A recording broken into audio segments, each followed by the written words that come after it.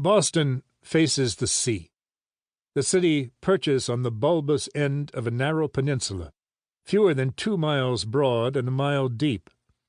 Water encircles it, with the fresh stream of the Charles River on one side and the salt brew of the Atlantic on the other. In the 1830s, Boston's 75,000 inhabitants crowded the city, the nation's 5th largest. Their carts and animals flooded the twisting streets of the North End and the busy wharves that extended those streets into Boston's harbor. The dome of the elegant State House loomed high on Beacon Hill, a proud emblem of democracy fulfilling John Winthrop's vision, a city on a hill.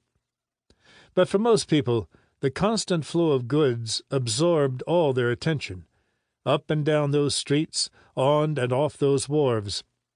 Over the streets and around the wharves, the gulls of Boston circled, their eyes ever attentive, but the city's men and women had little time or space for gazing. As the sun rose on Wednesday, February 24, 1836, it began to melt the heavy snows fallen on the busy streets, crowded also with talk of politics and commerce that last full winter of Andrew Jackson's presidency. Among the least of North End houses was a well-visited one on Friend Street. Charles and Henrietta Homer lived there, amid a swarm of relatives who were quick to arrive that first day in the life of a boy whose parents named him Winslow. He was their second son. Their first, Charles Jr., was bright-eyed and nearly 2.